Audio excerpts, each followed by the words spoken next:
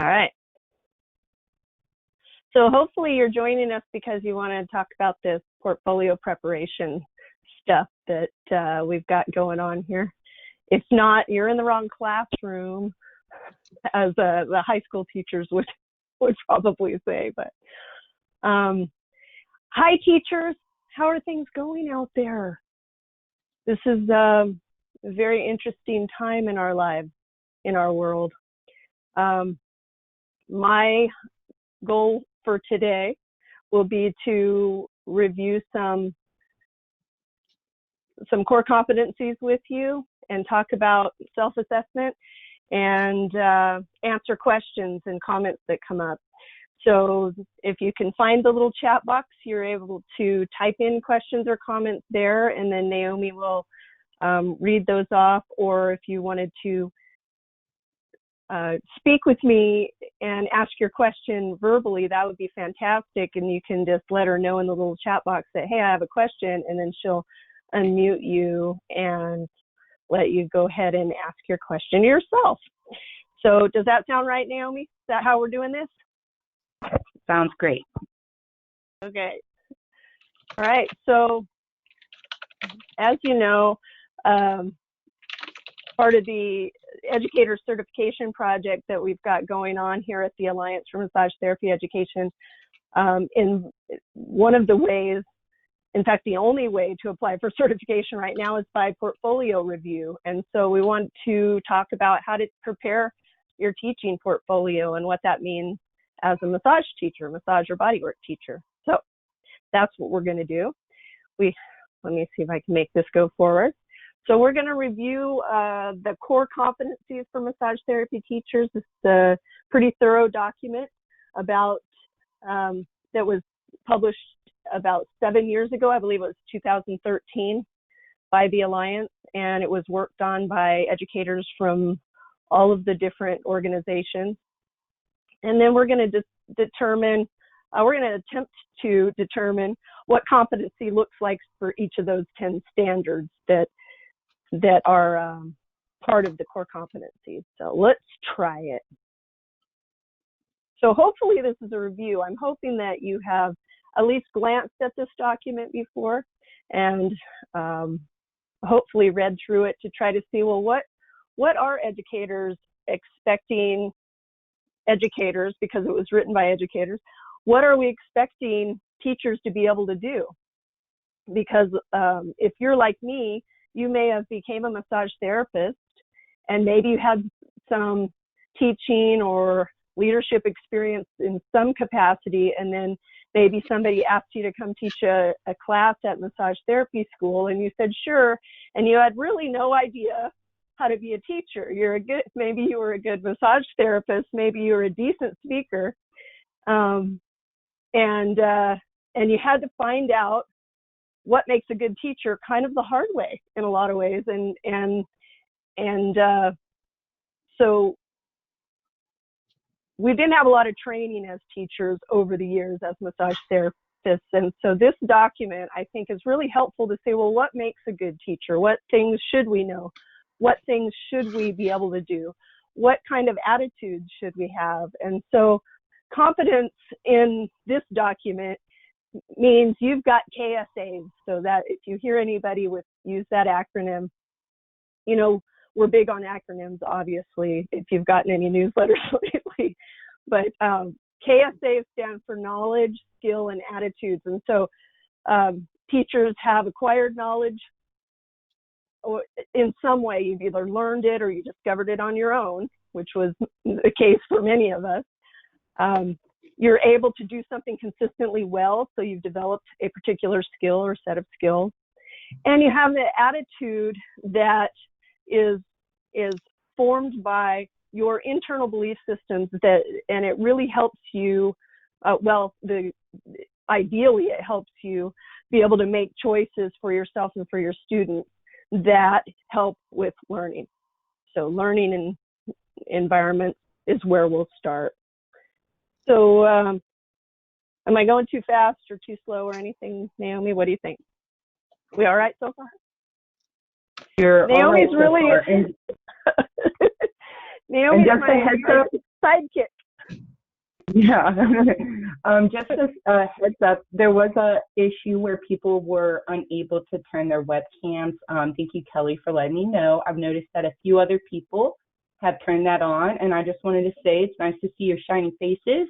And also, it's really helpful to see your body language, you're nodding and whatnot when she asks questions. So I just wanted to let you all know I see you and love to see other people turning on their webcams. Okay, cool. And hi, Kelly. I see that you initiated that. Thank you. All right. So the core competencies are actually organized into 4 categories. So we've got the learner and learning category. And within that, there's 3 of the 10 standards. So learner development and well-being. So you know something a little bit about that. You know a little bit about learning differences and integrative approaches, and the third one being learning environments. And then the second category is content. So you've got content knowledge. You know what it is you're trying to teach them, and the 5th standard would be application of content. So you not only do you know what you want to share, but you have an idea of how to do that. You can apply that knowledge to that content in the classroom. The third category is instructional practice. So you have the ability to plan. Did my little screen stop sharing? Oh, there it is again. Okay. I don't know what happened. These are the hazards of teaching, right, people? This is what happened. Where's my board? Where's my screen? All right, instructional practice. Planning for instruction. You know some different strategies for delivery, and you know about observing and assessing your students to see if anybody's learning what you think that you're teaching. And then the fourth category is about professional development and working with others in our field, so collaboration. So most of the core competencies would be familiar to any teacher. There are similar documents in many different fields. So what it takes to be a decent teacher, probably you could say is important across the board. But our core competencies also include some things that have to do with hands-on experiential learning that's specific to us in the classroom. So we'll see examples of both of those. Let's see, move this forward. So let's take the first category. Yeah, Can I get a point of clarification on that last slide? There was the content application. Application of content, something like that in the content knowledge, number 5, application of content. I read that and go, that's me showing the students how this content is valued, why they need to learn this, how they will use it. But it sounds like that's not what that means. That is part of it. And we're going to go through each one of these individually, actually. So okay. Let's see if that gets answered or not, and then we'll figure it out. How's that sound? Good, thank you. Okay. And feel free to do that, folks, if you've got a question or I've said something that makes absolutely no sense. That's never happened before, but if that happens, please let me know and we'll try to get it cleared up, okay? All right, hopefully a sense of humor is okay to use in this context, even though I can't really see you guys and my screen and different things all at the same time, but I see smiles, so that's good. All right, so standard 1 is about learning development and well-being. So those KSAs, basically what that means is if you're competent in standard 1, if you can do a good job in this standard, that means that you know how learning happens, you know about personal development and how it plays a part in learning, you know about ergonomics and body mechanics. See, that's where we throw the massage stuff in, because maybe an accounting teacher might not need to know. Actually, they probably should know about ergonomics sitting at the desk, huh? Okay, I digress. We're good. And you know about, and you're aware of different resources. And then your skills that demonstrate competence in the standard would have to do with your instructional strategies, that you can actually use them, right? So it's a skill. You're able to identify readiness for learning, so you have some awareness of where each student is at in that learning development area, right? You're able to assess their performance. You're able to modify your instruction when it's appropriate. You can't just run straight forward if nobody's with you. You know, you have to be able to modify and demonstrate body mechanics, demonstrate techniques and things like that. Promote self-responsibility. You've got to promote you've got to be able to promote body awareness.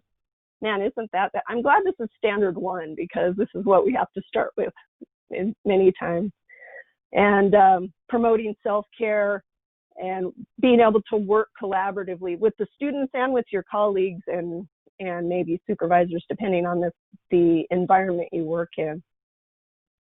And using those skills effectively and that knowledge effectively requires a certain attitude.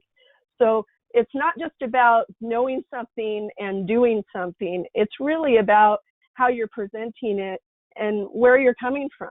If you think, well, I'm going to teach this subject and it's really stupid, but I've got to teach it, it's on the list, that attitude might not be so effective in the learning of your students. So you have to be able to understand what kind of attitudes you need to be a good teacher and foster those within yourself. So examples might be here, respecting differences in people and opinions and beliefs. And boy, isn't that important right now in the world. Support growth and development, value input, not only from colleagues and other professionals, but valuing input from your students and their personal support systems, because your students arrive and when they're sitting in your classroom, so is their family and their culture and their development and everything sitting right there in front of you. And you have to respect the idea. I mean, why are you teaching in massage school if you don't respect body-centered, that emotional and body-centered nature of somatic education? So I know I'm preaching to the choir when I say that right now, but so that's the kind of breakdown we're going to do with each of the standards. And I know it's we're breezing through, but that's really kind of just giving the overview of here's what it means to be competent in this standard. Okay, I heard a noise, like maybe somebody has a question. I have another comment. I have another question or comment. The bulk of massage education is related to basically rubbing the naked people, as I like to say. But there are a number of classes in a massage curriculum that are not about that. You know, me, I'm being a classic example. I teach business. And in another school, I teach special populations. And these don't have ergonomics in them, and they don't have, I use body awareness, but in a totally different way. And it feels like this is not remembering those parts of the curriculum that are not about the hands-on part, the touching of the naked people. Well, let me ask you this then. Do you use instructional strategies at all in your classroom that have nothing to do with body mechanics? Okay. But are you able to identify if your students are you able to identify if your students are ready for learning? Yes. Are you able to assess their performance in their business class, for example? Yes. So these skills are broader than that. I think what I'd like to say is treat that one bullet point that says demonstrate ergonomics and body mechanics as one subset of the skills that that demonstrate competence in this standard, and that there are many others. Okay, so it's not like your ability. Yeah, it's not just about that, although that's included here because we do have many teachers who are touching the disrobed people, right? Right? Okay. Yes. Thank you. hopefully that helps. I'm not picking fun. I'm actually, this is a great way to think about it, is all of these things are important, and yet each one could be taken individually and say, well, how do I do that? How would I prove that I do this in the classroom? How do I prove that I promote self-responsibility and body awareness? What does that look like? You know, or in the case of in a business class, you might not be promoting body awareness, but you probably are promoting self-responsibility. I know you are, because I've heard you talk about this. So, all right. So there's standard 1.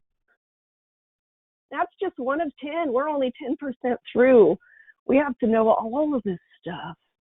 Well, I suspect we already know all of this stuff. And what I'll tell you is, if you've been teaching for any length of time, you already do this stuff. You just didn't maybe know what it was called, or you didn't realize when you're reading through, you're like, oh yeah, I think I do that. Or I'm not sure if I do that or not, but I think I do. It should sound familiar enough to you anyway. So standard 2, it's about learning differences and integrative approaches. So the types of knowledge, if you're competent in this standard, the types of knowledge you probably have, are about the influences that culture and family and additional other education, socioeconomics, all have on learning.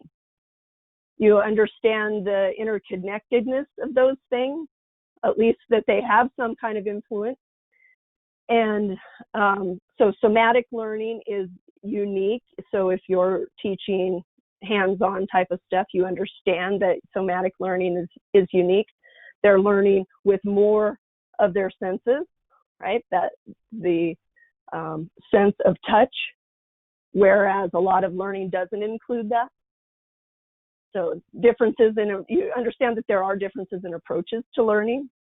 Some people prefer to learn one way versus another way, or have only experienced learning in one way versus another way. And you know about making appropriate accommodations. So that's something that we need to know as teachers when we have someone in our classroom that maybe has a learning difference or a learning deficit, and are we able to make appropriate accommodations with our particular material that we're sharing. So that requires certain skills, right? So adapting instruction, you're able to adapt for a particular student or adapt for a particular class, depending on the audience. Different classes have different needs that may be unique to that group. So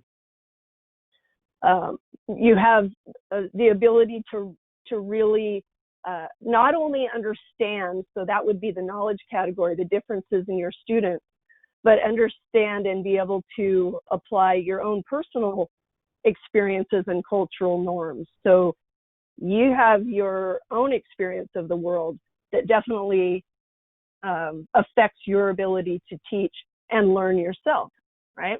So a little bit of self-knowledge. You're able to use cognitive, sensory, emotional, kinesthetic, different types of teaching in order to help students learn in different types of ways. And you're able to collaborate with others. So the bullet point that says collaborate to provide accommodations, if you read the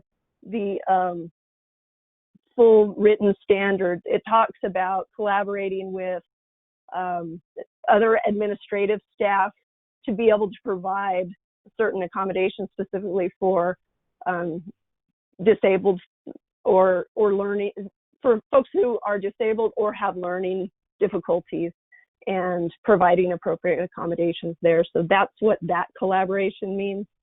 And if you work in an environment, so if you're a CE provider and you're doing this all by yourself, collaboration might look different for you, right? So you aren't going to the administrative office down the hallway, but you might be calling up colleagues who are other teachers and people you talk to and respect, or maybe at the Alliance meetings or at the AMTA meetings, you talk to people. So collaboration can look a lot of different ways. So if you read it narrowly, try to interpret it a little more broadly for your specific situation. And I just happen to be thinking of CE providers when I'm saying that. And then the types of attitudes for standard 2 would be respect and value all learners and abilities. So not just that you know how to provide accommodations, but that you actually believe it's important. That's an attitude that you need to foster in yourself, and probably already have. Again, whenever I look at the attitude section, I think I'm preaching to the choir here. Appreciate self-respect and learners' processes, and the learner's process of learning how to respect others. Some people don't come to us all automatically respecting the learning process of others, and that's something we can help them with if we have these types of attitudes. And remaining unbiased, or as unbiased as we possibly can, trying to stay aware of our own biases regarding culture and family and individual other educational backgrounds and other individual differences. So does that make sense? Am I making sense? So far, so good. How are we doing, Kelly? All right.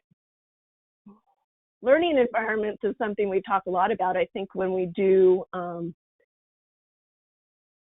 like ABMP has done like teachers on the front lines and stuff, and talked about learning environments and managing those and stuff a lot. So this is something that you've probably picked up either the hard way, maybe like I did, or attended some different teacher trainings that might have included handling learning environments. So competence in standard 3 would look like, you know about motivation and engagement, you're able to manage your classroom, you understand the appropriate boundaries in the teacher and learner relationship.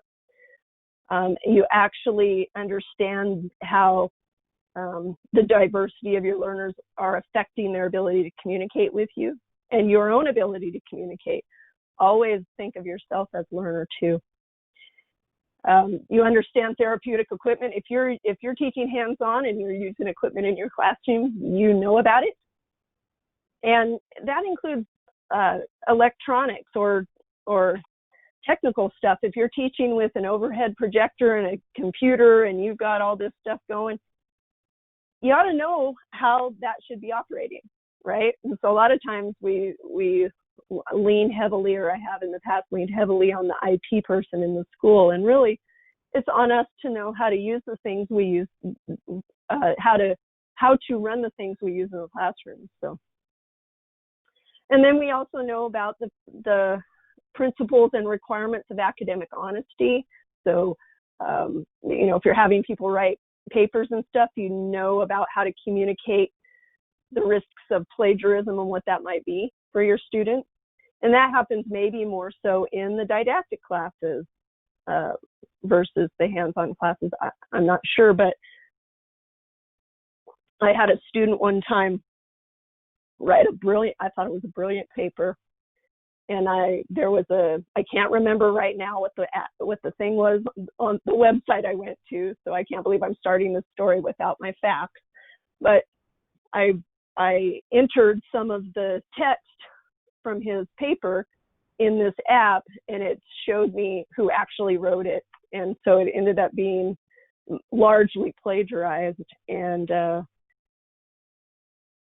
that's just a tricky situation to be in. But if it hadn't been concerning to me to look up, I may have never known. So that might not be something that comes up regularly enough for us to discuss at length, but that's what that's talking about in academic honesty. And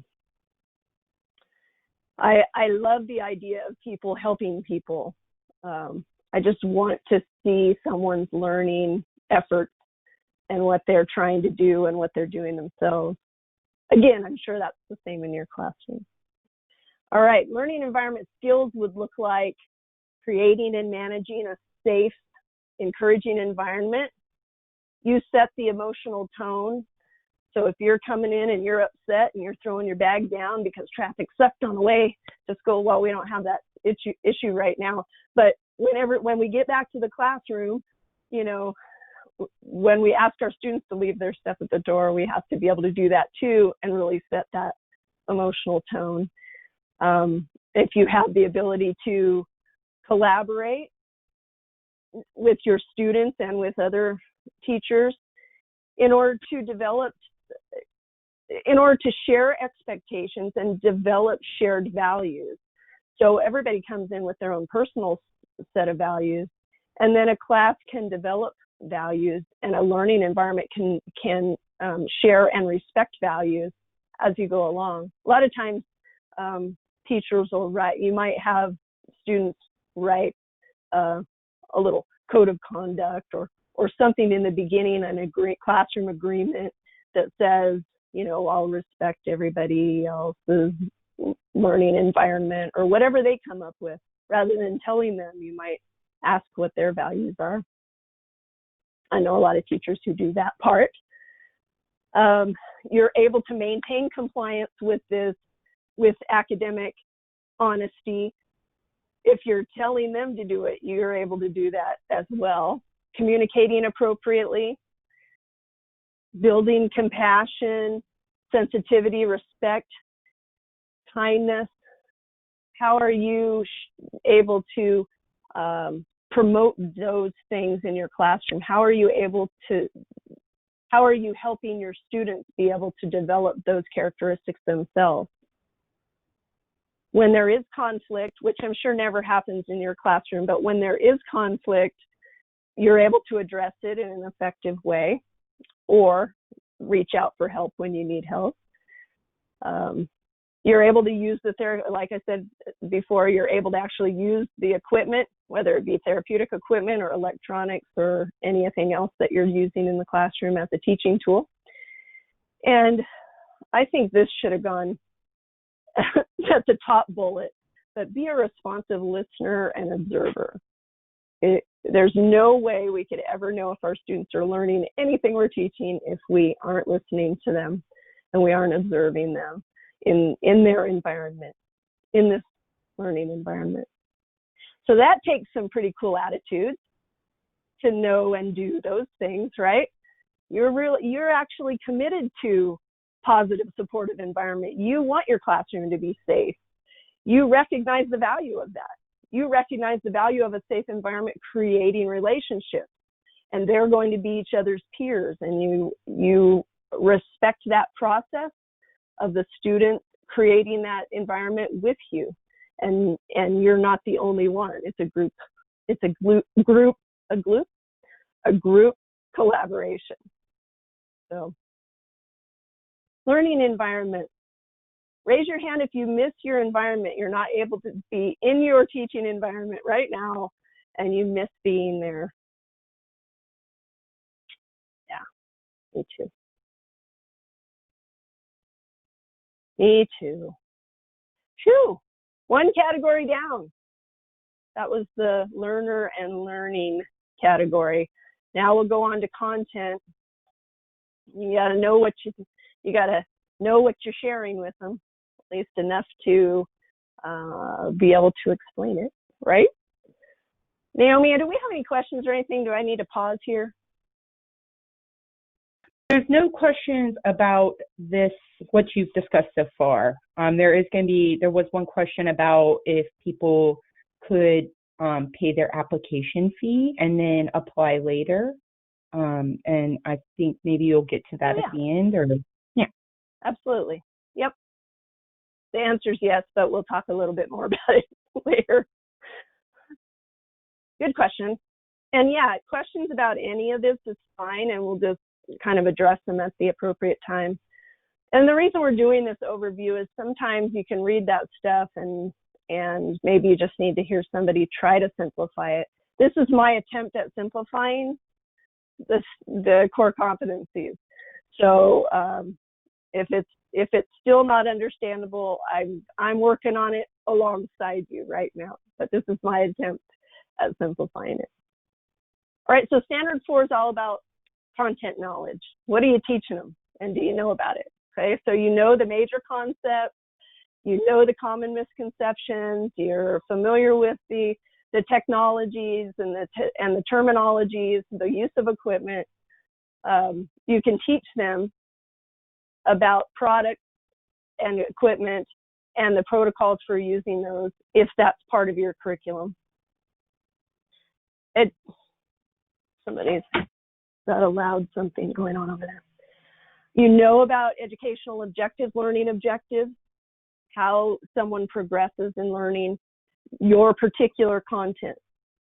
So you know that you should probably teach them how to undrape the back before you teach them how to massage the back, right? So you know what order things ought to go in your particular subject, right?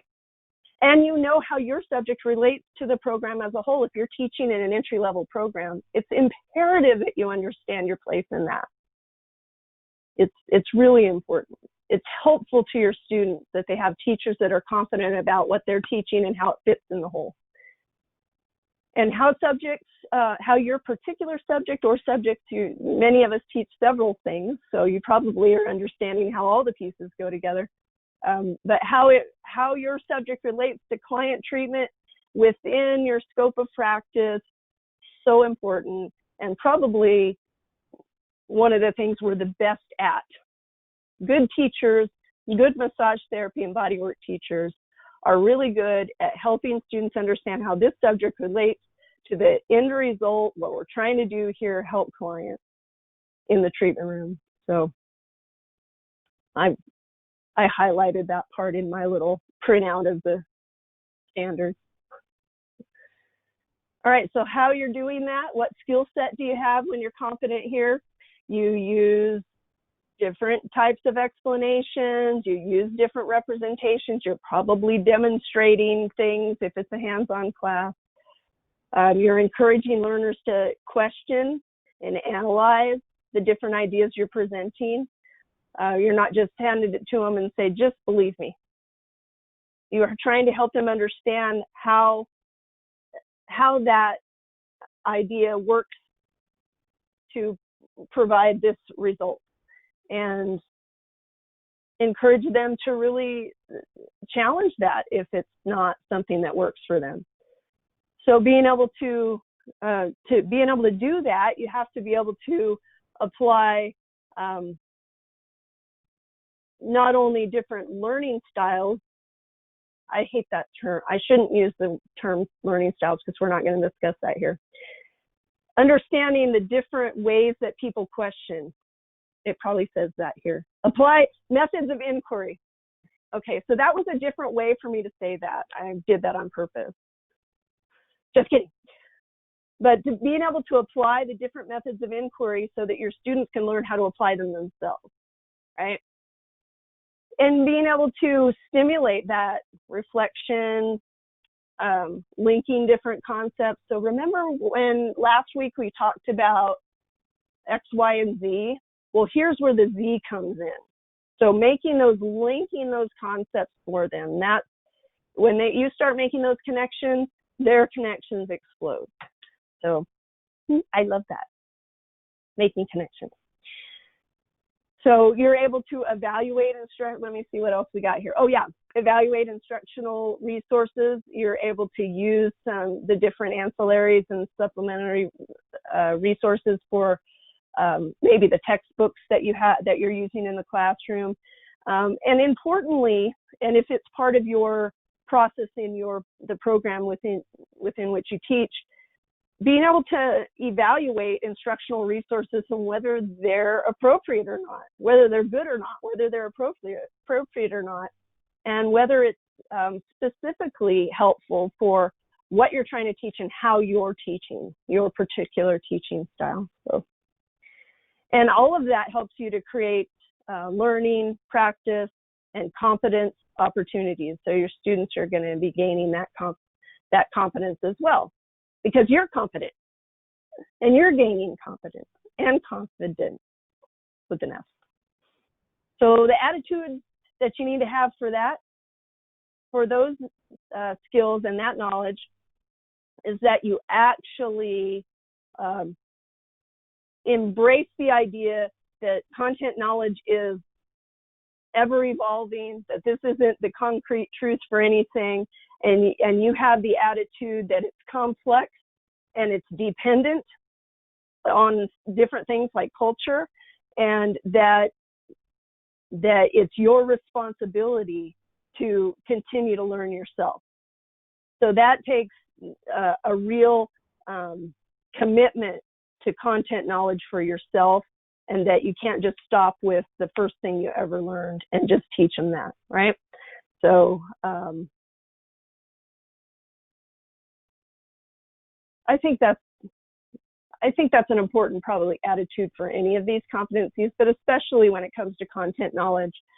There are teachers out there, and it's none of you, because you're calling in because you have a serious interest in improving your teaching skills. But there are teachers out there that are teaching things that still teaching the exact same content that they learned maybe 25 years ago. And that that may be appropriate, but I get, I'm suspecting that it's not, and it's sad for them and for their students that they aren't able to continue to grow in knowledge and experience. So, and you're committed toward each of your learners achieving the amount they can achieve. So we want everybody to go from here to way up here. I don't know how much you can see me. From here to way up here. But different students travel at different rates and go to different places. And so we have a commitment to each of those, and that's our attitude.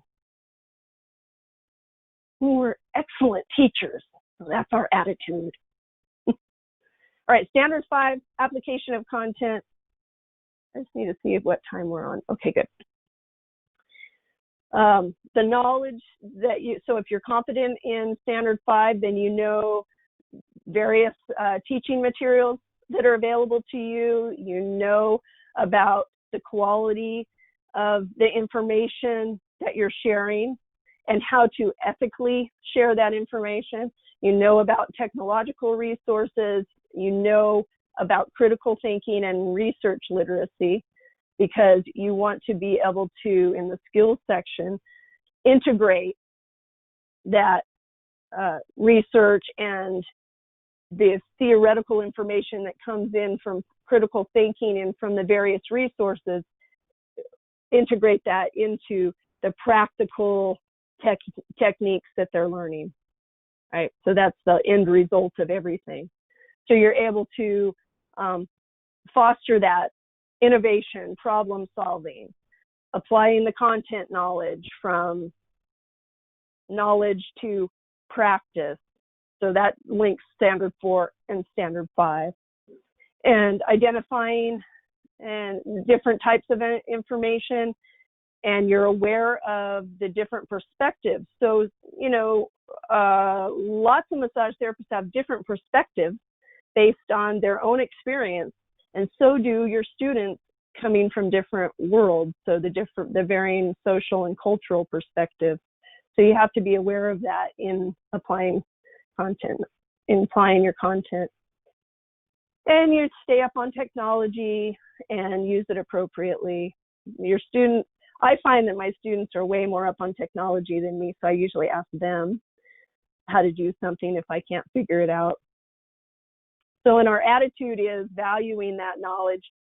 That knowledge exists not just in our content area, but outside our subject area, and that it's valuable to include additional things besides what are in our little box on our syllabus.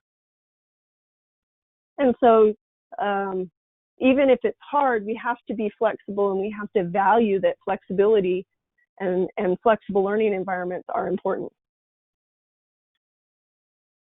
And I'm not going to skip over it, but the value of research, that is an attitude that is super important right now in massage education and massage practice. Just that appreciation, that type of attitude for the value of research, and helping your students develop that appreciation as well. All right, category 3, instructional practice.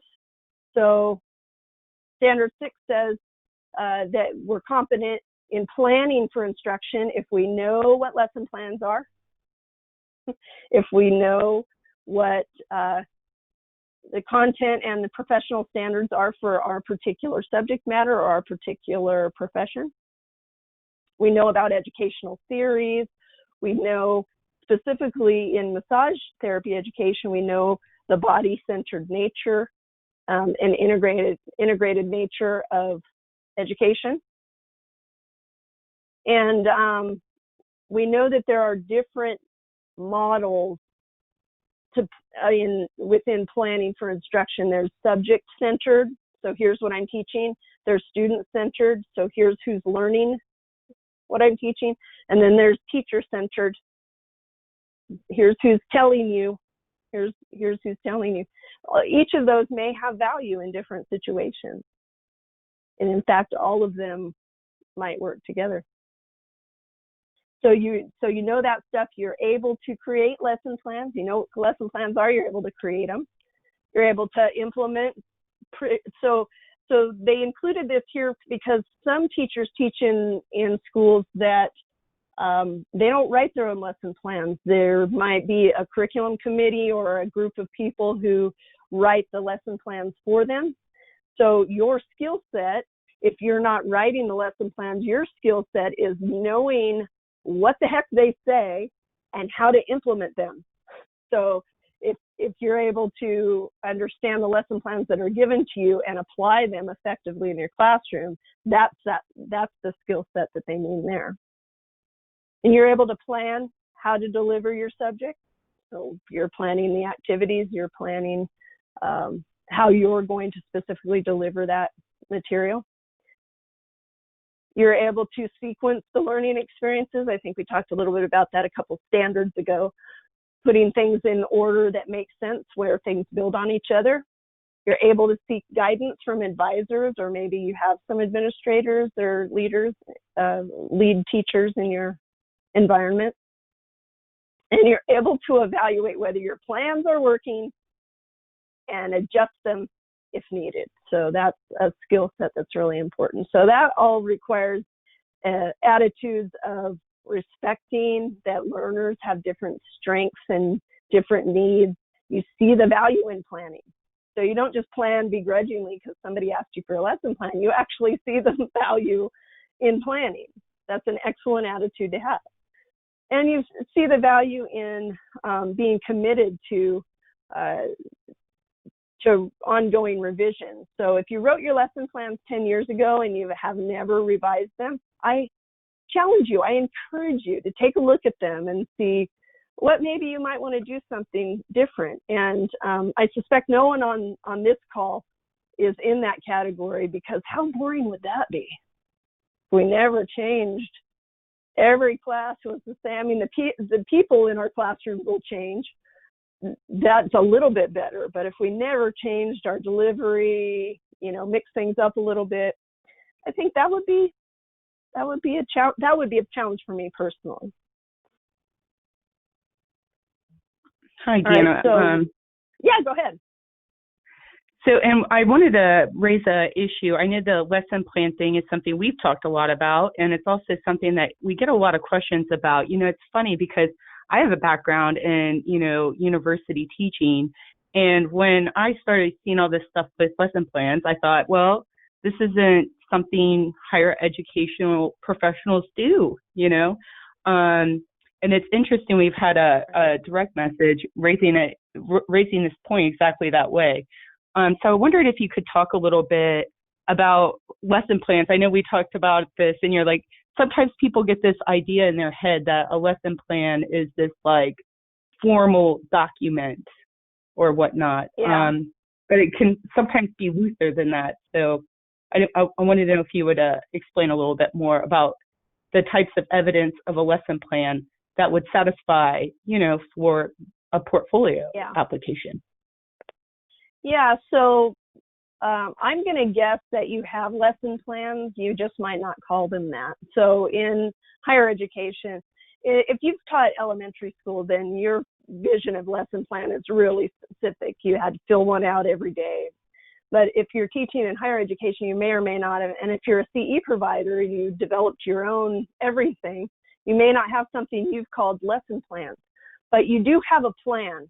You don't walk in there and go, well, I'm not really sure what will get done today. I have a handful of things I'm thinking about.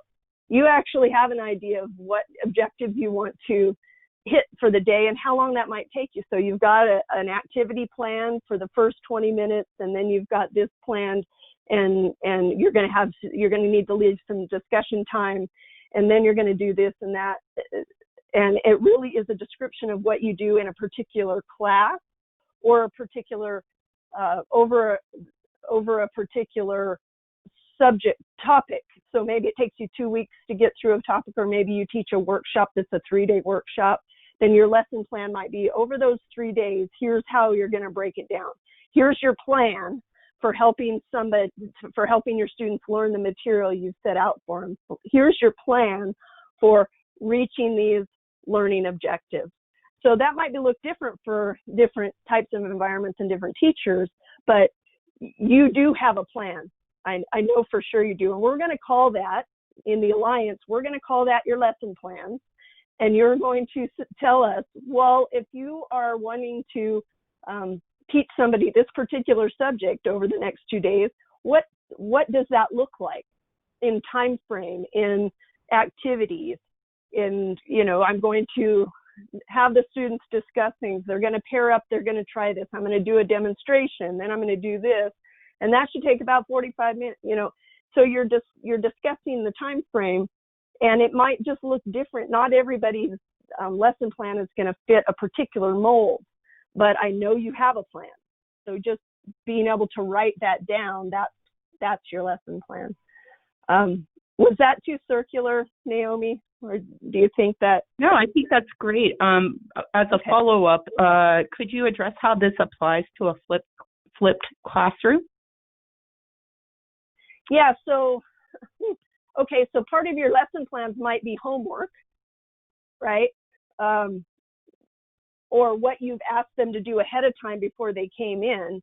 But your lesson plan's primarily going to be what we're going to do with that information. So my understanding of a flipped classroom is they're going to study and do stuff outside of the classroom on their own, maybe, or in groups, but outside of the classroom, the organized classroom. Then they're going to come in and you're going to have discussions or activities based on those things they studied. That's how I've used it before. But I still have to have a plan for when they come in. Here's what I've expected them to know. Here's what you're expected to know, students. Let's review that. So I do a review for this amount of time, and then we're going to discuss it for this amount of time. We're going to pair up and we're going to practice some scenarios. And then we're going to debrief and see where everybody's at on this page. We're going to do some journaling. I'm just pulling things out of the air, but you're still going to have a lesson plan for the in-class portion, as well as the here's what I expect you to do on your own. Is that anywhere similar to being a flipped classroom answer? Because well, I think that, the idea with well, I think with the flipped classrooms, it is not necessarily, what's going on after class. It's about what's going on in the class. But to the extent that people were to identify the types of activities and the time that they're allocating towards, allowing for that, what kind of activity are you engaged in that is, fostering it? And just break that down. I think you could just identify, rather than saying I'm going to spend, and I think that with the flipped classroom, there may be some lecture time.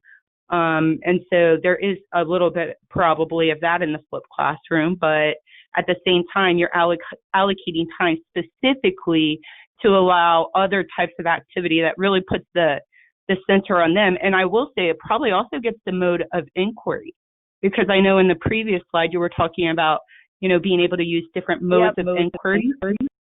Yep. And so this also you could identify in that section, that you engage in flipped classroom. to encourage active learning. In the lesson plan, for sure, you would say, and these are the different modes of inquiry that I use in this particular section in order to lead students along these lines. So that might be an example. That's great. And those are the kind of things that I think maybe doing a specific, even online discussion about lesson plans, and let's make up some and let's see what they look like, and really kind of a real activity rather than me just sharing information kind of one directional.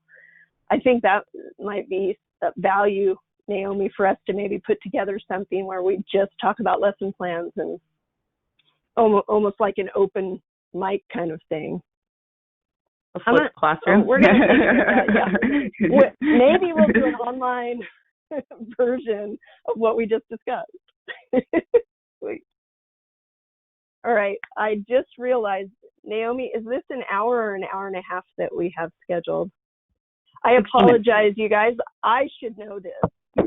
So we're down to about 10 minutes, I think. So I was operating under the impression I had an hour and a half because I do that for other webinars. I'm so sorry that I made that mistake. But let's finish these standards, and then we'll throw it out for questions.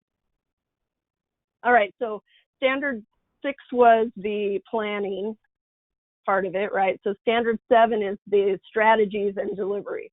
So if you know how to plan, then how are you going to deliver your plan, basically, is standard 7. So you know about different strategies, you know about appropriate stages of development in the learning process, you know about different assessment methods, you know somatic processes as opposed to, or not in addition to, not as opposed to, but in addition to instructional strategies that include the processes of learning didactically, but also somatically, and maybe others. You guys are the experts. You know how that influences learning. You know how to engage critical thinking. You actually know when to engage critical thinking. So that would be an interesting discussion. Different forms of communication, how to use your resources, how to develop the communication skills of your learners, how to help them develop their communication skills. It's really critical, isn't it, when they're learning how to talk to clients, but talk to clients in specific ways with specific boundaries. So you're able to employ those different perspectives, different approaches. You're able to monitor the learning process in your classroom and adjust your instruction if needed. You're able to address the issues and concerns that come up. You're able to support your learners in their expanding communication skills. You're able to present your instruction effectively, and you're good at getting feedback, so eliciting input from your students specifically, and maybe from others as well, your peers. But you're able to do that, getting feedback. We're teaching them how to give and receive feedback. We should be doing that too, right? So that requires a commitment, our attitude of really understanding the strengths of the different learners. You value and understand the different communication styles. You're committed to exploring different strategies, different technologies, different processes. You're flexible, and you value, because of the feedback piece, you value the input that your students are. These are, adults coming into this classroom with a variety of experiences, and there's tremendous value in that. And you're able to tap into that, and you understand that value.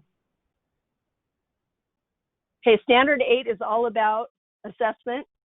How do we know that what we're doing is working? So we have to understand observation. We have to understand different assessments and how you can communicate effectively the feedback that you're giving and receiving your students, how you can help them give and receive feedback to each other. So that's part of assessment and evaluation between them, but really being able to evaluate and report to each learner on their progress, what you have observed, what you have not just observed and witnessed, but what you have based on a certain criteria. So maybe you know how to use rubrics so that you can demonstrate the criteria that they are being assessed with. And you're able to accommodate for special needs in the testing processes or the assessment processes. And that requires skills of understanding how to identify quality work. Do you know what that looks like? Do you know what that feels like? I suspect you do. I would like to feel quality work right now. I haven't gotten a massage in quite a while. You are able to help learners analyze their own assessment results and set goals. So there's not, the whole reason to give an assessment to a student is not just for a grade. It's say, okay, where can I work on next? What do I work on next? These things are your area. So helping them set their own goals, aligning instruction with the learning objectives. So here's what we said we were going to learn, and here's what we learned, and give them feedback, and work with administration and technologies and rubrics, how to work with all those. And that takes a real non-judgmental attitude. You need to, you're committed to really giving effective feedback and timely feedback. You're committed to using different types of assessment, not just the same thing over and over again. And you're committed to making appropriate accommodations in your classroom when you need to during those assessments. All right, last category, folks. I'm going to breeze through this because we're all really professionally responsible. So we have a good understanding of this. So Standard 9 is all about professional development and ethical conduct. So you know about self-assessment. You know that your own personal worldview affects your perceptions and expectations. You recognize your personal bias. This is all about self-awareness. Okay, that's what professional development, in my opinion, is about. Increasing my own self-awareness so I know how I affect my audience, affect my environment. You know about laws and policies relating to your students' rights and your responsibilities to them. You know about any regulations that surround that, and your administrators can help you learn that stuff. You know about that there's the therapist and client relationship is similar to but different than the teacher-student relationship, and you can manage those boundaries. And I think that's part of the skill set, is managing those boundaries, maintaining confidentiality, maintaining any kind of credentials that you might need to teach in your specific school, or you teach your specific subject matter, depending on what's required. And you know what those requirements are, so it's a give and take. Let's see what the attitudes say. Oh yes, you're committed to deepening understanding of your own frame of reference, and you see yourself as a learner too. I love this Standard 9 is one of my favorites because I know that if I'm continuing to work at making myself a better, or trying to make myself a better teacher and a better person, that will only be a benefit in my classroom and my learning environment in general. So I suspect all of you have that attitude already. And Standard 10, collaboration. Guess what we're doing right now? I know I'm doing all the talking, but this is a collaborative effort. I didn't make these things up. A lot of really skilled educators created the core competencies out of a lot of work. And so we are collaborating by learning what they've done and applying them to ourselves and in the classroom, and applying them to creating a teaching portfolio. So the types of knowledge you would have if you're competent in the Standard 10 collaboration is that you know how to collaborate with others in order to support your learners and support your your environment in general, your learning environment in general.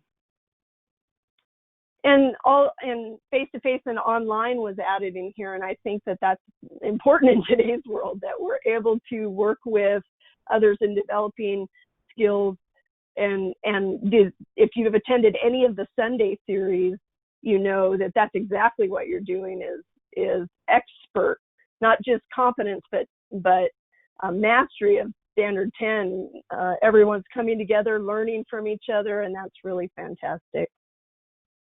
So you're able to advocate for quality education, you're able to communicate in different formats, and engage in professional development activities yourself. So you're taking an active role here as part of your team and part of the massage therapy education at large.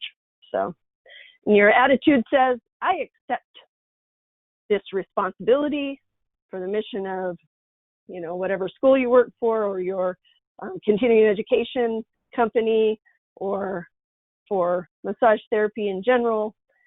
You accept a shared responsibility in all of that. And really, this is a good place to really encourage your students to have an appreciation of lifelong learning themselves too, by sharing how you collaborate and interact with the world larger than your classroom. It will encourage them to do so too. So, all right. We did it. We reviewed the core competencies. Shoo. All right. And I just wanted to let you know there's an interesting chat going on, Okay. Or dialogue in the chat. And I was curious to know if you're, so the question was, is there a teacher's code of ethics? I know NCB obviously has a professional set of ethics. And then obviously AFMT has certain ethics for our members, which would in some way, because we have teacher members and school members, et cetera, but it's not really designed that way. Are you aware of any kind of teacher's code of ethics? Just general for any kind of teacher. I think different organizations have their codes of ethics. The closest to massage education I would think of is the code that you sign when you're applying to be an approved provider as an approved NCB TMB provider of continuing education. They have a list. I don't know. That's a good question. Let's look into that. Should we have one? Should we write one? Ooh. Well, I love that idea. And, I will say, I think we shared a link, and, this is not obviously designed for massage therapy instructors, but it itself could be, a unique and valuable project, because I don't know of one that just exists specifically for massage educators. And it sounds although like the obviously this should link be, is shared. I was just going to say, it sounds like the Alliance should be the ones to, like, maybe you take something like this link that was shared and have that as a starting point and start a discussion. That's probably pretty cool. Yeah, and this link for the National Education Association is very interesting. So that's a helpful resource. Thanks for sharing that. Oh, I'm sorry. Possibly also checking in with other professions that have hands-on learning, osteopathic school, physical therapy school, because we are in a unique position where we touch our students and they touch us. That may be something we can look for as a model as well. Absolutely. Yeah, and you probably find that there's conduct rules for different organizations if you work for them, or different school groups that you might work for, but it might be an important part of this certified educator project that we're working, program that we're working on here is, that not only do you get your portfolio evaluated that says you meet the core competencies, but you also agree to this code of ethics or something. So, hey, I'm going to bring that up to the board and the membership at large too. Good question. Good question. All right. Someone may have mentioned it in the thing, but I suspect that maybe Ann Williams or somebody over at ABMP has written some code of ethics, so we might want to look there too, just as a heads up. What we have next is something we're going to cover next week. So if you're joining me for all 3 Tuesdays, what your homework is to download this, if you haven't already, the little self-evaluation worksheet. What did I call it? Self-assessment worksheet. Basically, it just lists all the different 10 standards we just covered, and it's just an empty box for you to write down some ideas of how do I meet this standard? What do I do in my classroom? What do I do with my students to meet this standard? And just write down all your different ideas, because then we're going to talk about them next Tuesday, and evaluate ourselves, and like, how do we demonstrate competence? If we feel like we're clearly great teachers, and the way to get certified is to put together a portfolio, which we're going to talk about the elements of the portfolio next time too, and put them together. How do we do that and be able to demonstrate that we're competent in all these things to the people who review our portfolio? So we'll talk about that next time too. So any other questions or anything like that, Naomi? Well, one thing I wanted to just let everyone know, there will be an email with the link to this recording that I'll be sending tomorrow. And we'll also include the link to the self-assessment worksheet, so you'll have that. And I also wanted to just let you know, we'll also be sharing a link to the application fee. And just so you know, I know this question came up earlier. It's, you may pay your application fee, and I know she'll get into the application process and the putting it all together section, but you may pay your application fee at any time, and then there's no time limit to submit the material. And I just always want to throw it out there, because I know funds are what they are for people. I mean, we do have kind of a tremendous offer going on right now, and there's less than 30 days to take advantage of it, where you can, ABMP is sponsoring a $100 savings for y'all to complete your application. And so if you wanted to lock into that, and be sure, and plus if you're an AFMT member, you get an additional $50 off. And so if you wanted to lock into that and you're not quite ready even, to begin putting your portfolio together, you can do that. And I'll put the link to that also in the email, just so you have it all together in one place. Okay? Thank you, Naomi. Appreciate all of your help with these